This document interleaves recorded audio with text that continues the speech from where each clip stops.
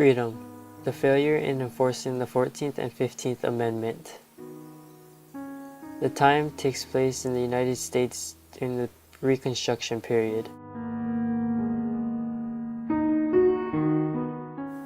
The 14th Amendment was ratified in 1868. It was made to give all persons born or naturalized in the United States full citizenship, and no state shall make or enforce any laws which shall hinder the privileges of citizens of the United States, or shall deprive any person of life, liberty, or property without due process of law. It gives Congress the power to reduce the votes of a state, denies any group the right to vote. It prevents all former leaders of the Confederacy to hold office unless Congress votes 2/3 by each house to remove the disability, and it makes all debts incurred by the Confederacy not the U.S. problem. The 15th Amendment was ratified in 1870. It stated that all citizens of any race, color, or previous condition of servitude in the United States could vote in any state. The U.S. failure to enforce amendments. Jim Crow laws took away many African Americans' rights from intermarriage to business owning, and created fines for breaking such laws in each state based on what the state deemed worthy. The Ku Klux Klan also contributed to the problem. The Klan killed thousands of African Americans who wanted to vote, run for office, or take a lead in the community. The 14th and 15th Amendment was two of three amendments post the American Civil War. The two amendments called for the rights of African Americans to be established in every state. Every African American were not to be denied their life, liberty, and property, and were allowed to vote no matter their race, color, or previous condition of servitude. These amendments, however, were not enforced to the best of the United States' capabilities. Although the 14th and 15th Amendments secured African Americans' rights and voting privileges, not all African Americans were able to feel true freedom because of Jim Crow laws and Reconstruction plans. Reconstruction was a period where President Abraham Lincoln and his advisors began thinking about healing the nation's wounds. Even before the Civil War ended, Lincoln began to think about a new plan. They knew that bringing the 11 Confederate states back into the Union would be no simple task. Thus, Lincoln created a plan for Reconstruction after the Civil War came to an end. However, after his assassination in 1865, new voices entered the discussion. The 14th Amendment failures. The first blow to the African American civilization came from Jim Crow laws. Jim Crow laws were established in states from Delaware to California and from North Dakota to Texas. Examples include no Negro person or family shall be allowed to house with a partially or completely occupied housing facility or apartment if the building is already housed by a white person or family, and vice versa. Penalties include of $25 to $100 fines or imprisonment of 10 to 60 days. Louisiana. Separate schools shall be maintained for children of the white and colored races. Mississippi.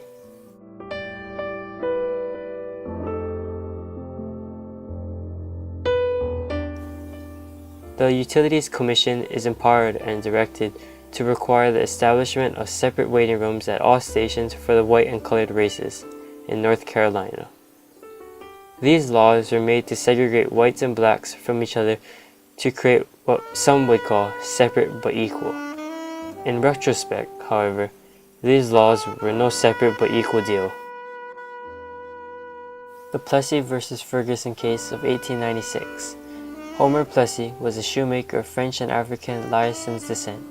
He had a light complexion and was able to pass as a white, which enabled him to easily purchase a train ticket and board the white-only section of the Louisiana Railroad Company railcar. He then announced to the conductor that he was a black man and was in violation of the 1890 statute prohibiting blacks to sit in white railcars. Plessy refused the conductor's request to move to the black-only railcar and was arrested for his crime. Plessy's attorney, presiding in front of District Court Judge Johnson Ferguson, argued that the Separate Car Act violated both the 13th and 14th Amendments. Judge Ferguson ruled against Plessy's claim. Plessy and his attorney, Albion Torgay, then took their case to the Louisiana Supreme Court, where they were also ruled guilty. Plessy and his attorney finally took their case to the Supreme Court of the United States. In 1896, the Supreme Court ruled against Plessy, finding him guilty of violating the Separate Car Act. The ruling stated the United States Congress did not have the power to remedy individuals' acts of racial discrimination that were not the result of state action. Plessy chose to pay the $25 fine rather than go to jail for up to 20 days. This court decision opened a wide gate of segregation for the United States. Not only had the Supreme Court ruled for Jim Crow laws, it also gave a green light for other states to create their own Jim Crow laws. What they wanted to do is to tell the courts that, you're putting someone on there whose race has to be determined by a train conductor. How can this be the basis of law when every train conductor has to look carefully, right, at people's skin and look and say, I think this person is a Negro meter skin. Yeah, exactly, like, as if they would have a Negro meter or something like that. It's patently absurd. The 15th Amendment failures. Reconstruction. The election of President Andrew Johnson weakened African American rights. Johnson took away all black army troops from the South, leaving African Americans extremely vulnerable to repression. After the Civil War, the 15th Amendment was passed, giving blacks the power to take control of their own affairs.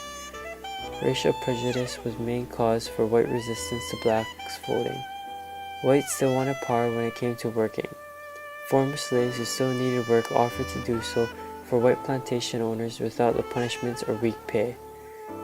White farm owners disagreed with these terms as they still wanted a disciplined labor force.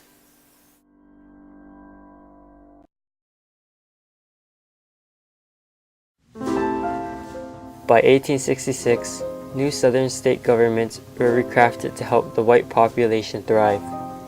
All southern states, except North Carolina, passed laws known as Black Codes to limit black rights. They also supported terrorist groups like the Ku Klux Klan. On April 21, 1865, Andrew Johnson stated, "It is not promulgating anything that I have not heretofore said to say, that traitors must be made odious. That treason must be made odious. That traitors must be punished and impoverished. They must not only be punished, but their social power must be destroyed. If not, they will still maintain an ascendancy and may again become numerous and powerful. For, in the words of a former senator of the United States, when traitors become numerous enough, treason becomes respectable." The Ku Klux Klan. The Klan killed thousands of African Americans who voted, ran for office, or took leading roles in the community. At the end of the Civil War, General Ulysses S. Grant allowed Confederate soldiers to keep their weapons, with the result that black communities were not only outnumbered but also outgunned. The United States versus Cruikshank. On April 13, 1873, violence erupted in Colfax, Louisiana. The White League, a paramilitary group intent on securing white rule in Louisiana, clashed with Louisiana's almost all-black state militia.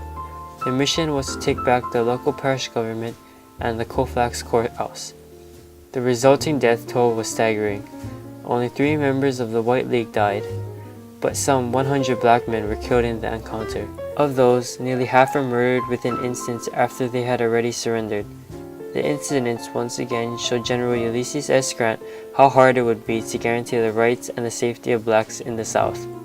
In the Supreme Court case, the court ruled that the remaining convicted white men were free to go because they had not gone against any of the amendments from the 1st to the 15th. The Supreme Court's ruling in the Cruikshank case curtailed federal powers of enforcement, set back the push for black suffrage in the South, and made it clear that voting, if you were African American, was a great risk. Although the 14th and 15th Amendments were created to ensure that all African Americans gain equal rights and voting privileges, many African Americans didn't feel they had rights or could vote because of Jim Crow laws and Reconstruction plans. In the end, with the 14th and 15th Amendments not being enforced by the United States, many African Americans continued to suffer during such a promising turning point. Promised new freedom from slavery was a dramatic change, although the rights of African Americans never changed from the devastating laws that kept them below whites.